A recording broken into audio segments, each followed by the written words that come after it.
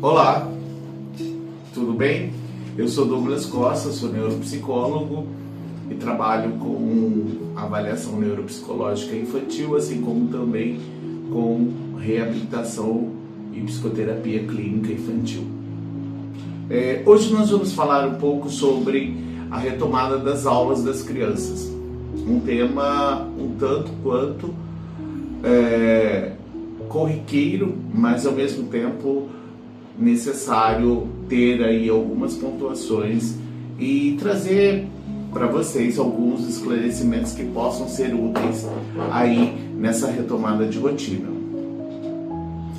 Vamos conversar um pouco sobre rotina, sono, limites, afeto e uso de telas, sobre regulação emocional das crianças e sobre organização comportamental. Enfim, o retorno das aulas, ela necessita de uma certa previsibilidade. Por que previsibilidade? O cérebro da criança trabalha com previsibilidade. A rotina ajustada ajuda a criança a ter uma condição de estrutura de comportamento, um padrão de comportamento mais seguro.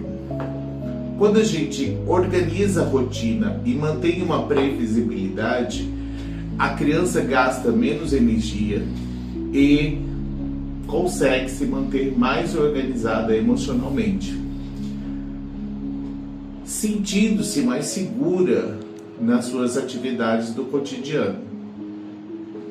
Uma das questões mais importantes para o processo de regulação emocional dentro da rotina que nós precisamos estar atento é sobre a questão do sono. O sono insuficiente afeta a atenção, afeta a memória, afeta o controle emocional.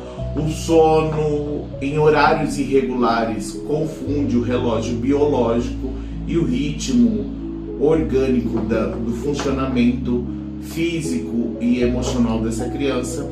As telas em excesso interferem diretamente na produção de melatonina, assim como também interfere na condição neuroquímica de liberação de neurotransmissores do prazer, assim como de substâncias que o cérebro produz para indução do sono.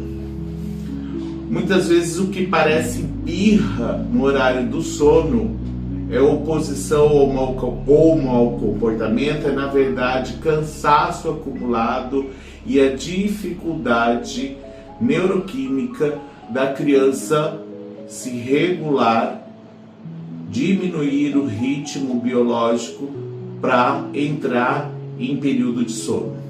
Enfim, outra questão importante são os limites e afeto. Limite não é censura, não é opressão, não é sobrecarga. Limite é uma condição dentro da proporcionalidade do desenvolvimento daquela fase da criança, o que ela dá conta de lidar. Limite, na verdade, é o cuidado em si, é a condição no qual a gente estabelece padrões de regras, padrões de alcances e coisas que não podem ser alcançadas, padrões de escolhas, entre outras questões. O afeto sem limite gera insegurança. Por quê? Porque se eu delibero o afeto continuamente para validar essa criança, a presença dessa criança, e não estabeleço uma continência de limites para essa criança, ela vai se sentir insegura, porque ela não vai ter a compreensão de que aquele afeto está numa tentativa de compensação. Então isso acaba por confundir a criança na compreensão das expressões afetivas. O limite sem afeto, o limite excessivo e sem afeto gera medo, ou oposição, reatividade. Ou seja, limite e afeto, eles precisam concomitantes estarem sendo dispensados na relação com a criança. A criança precisa sentir que é amada, mas também existir um adulto firme, previsível e confiável conduzindo essas decisões da criança. Precisa que validemos essas emoções, ceder ao comportamento. Eu entendo, tais como: eu entendo que você está bravo, mas agora é hora de dormir, agora é hora de fazer as tarefas da escola. Enfim, sobre as questões de limite e afeto, precisamos reorganizar, repensar nessa fase de retomada da rotina. É um momento crucial que podemos reorganizar e fazer com que esse ciclo de cotidiano esteja mais aprimorado no cuidado com a criança. Outra coisa que precisamos estar atentos é sobre o uso de tela e regulação emocional. Tela é um problema? Pode se tornar um problema quando se torna um recurso constante e que impede a criança de aprender a lidar com frustração. O excesso de tela afeta a autorregulação emocional, assim como a autorregulação cognitiva, pelo excesso de estímulo. A criança precisa experimentar momentos de tédio, precisa experimentar a espera, precisa sentir o desconforto em doses toleráveis de situações de não compensação. As telas, elas não podem ocupar o lugar de babás emocionais dessas crianças. Quando a tela é usada sempre para acalmar, distrair ou silenciar as emoções, a criança deixa de desenvolver estratégias internas de regulação emocional. O que isso quer dizer? Ela passa a ter um funcionamento baseado apenas naquele estímulo. Ela não desenvolve uma condição de autocrítica, autorrevisão, autoidentificação e autopercepção. Isso reduz a capacidade cognitiva da criança no desenvolvimento dessa autopercepção nas relações interpessoais e nas relações com as coisas ao seu redor. Ou seja, como que a gente administra esse processo? Definir horários e tempo de uso, evitar telas antes de dormir, até para que a gente possa preparar essa higiene do sono da criança, entendendo que a tela antes do sono ela vai superestimular o cérebro, liberando aí substâncias estimulantes, assim como a criança precisa estar em contato com estímulos que acalme e que coloque ela em uma sensação de relaxamento. Não usar tela como recompensa ou punição emocional. Essa é uma questão muito delicada. A tela ela não pode entrar como recompensa, assim como também não pode entrar como punição emocional. Porque se fizermos esse processo, estamos retirando o nosso papel como cuidador, estamos retirando o nosso papel como condutor da rotina e da administração do cotidiano dessa criança e estabelecendo aí esquemas de reforçadores no qual a criança fica fixada todo o seu padrão pela liberação desse estímulo, na tentativa constante e compulsiva, muitas vezes, de tudo que for fazer esperando a recompensa da tela. Ou seja, desenvolve aí um padrão